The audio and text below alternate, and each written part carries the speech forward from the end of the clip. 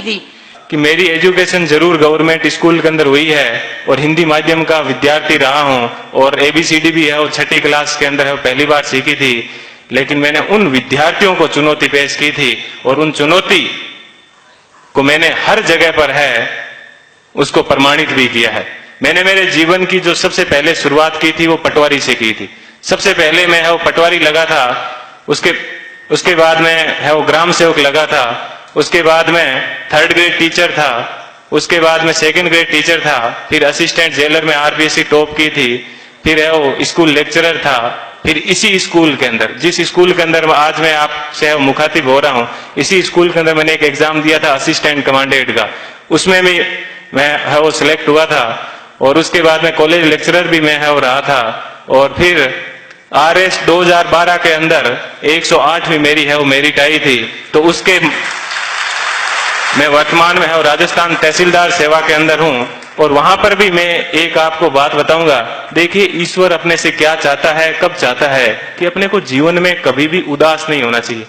RS के अंदर मेरी 108वीं मेरिट थी और उसके अंदर मेरे को डीएसपी मिल रहा था, लेकिन दुर्भाग्य ऐसा रहा कि मैं है वो फर्स्ट वेटिंग में रह गया।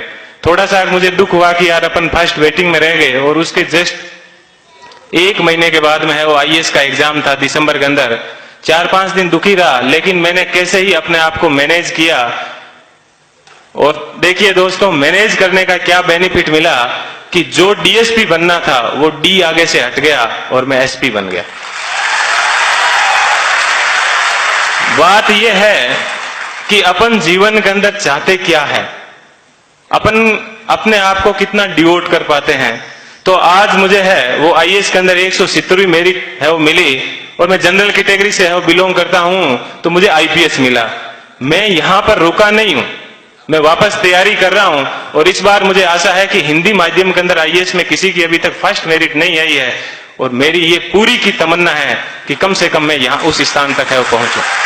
कि जीवन आपको सिर्फ कहा जाता है कि 84 लाख योनियों के बाद में एक बार आदमी को जीवन मिलता है, तो बहुत ही शानदार आप लोगों को है वो जीवन मिला है। इस जीवन को आप एंजॉय कीजिए, कभी भी घमंड मत कीजिए, चाहे आप जीवन में कुछ भी बन जाओ, हमेशा बेहतरीन रहिए। और आप लोगों से मैं आशा करता हूं कि अगले साल जब प्रोग्राम होगा तो आप सब लोग हैं वो यहाँ पर आने का मौका मिले। थोड़ी सी देर पहले मैं देख रहा था कि मालाएं कम पड़ रही थी, तो अगले साल इतनी संख्या माना कि सब मालाएं कम पड़ जाए, ठीक है, इतनी संख्या में यहाँ पर आना, और तब इनको है वो रियल खुशी होगी। इस कोचिंग संस्थान को पुनः मैं एक बार इस कोचिंग संस्थान को बहुत बहुत धन्यवाद देता हूं। हमेशा दिमाग में एक बात ध्यान रखिएगा कि मुझे किसी मैगजीन के कवर पेज पे आना है। मुझे भी जीवन में उसी दिन खुशी हुई कि इस बार जब पीडी के ऊपर सब जगह पर मुझे कवर पेज के ऊपर है वो जगह मिली। ऐसी चीज हमेशा ध्यान रखना कि मुझे क्रॉनिकल पीडी सब जगह कवर पेज पे मिला। और आज क्रॉनिकल पे प्रेम सुख डेलू के नाम से या यूट्यूब के ऊपर अनेक वीडियो चलते हैं, तो मुझे बेहद खुशी होती है। आप भी अपने जीवन में ऐसे टारगेट रखना और हमेशा युवाओं को है वो प्रेरणा देते रहना। कभी सिलेक्शन होने के बाद में ये मत कहना कि ये एग्जाम बड़ा हार्ड है, हमेशा ये कहना बहुत इजी है और यदि मैं कर सकता हूं तो आप भी ये एग्जाम है वो कर सकते हो। एक बार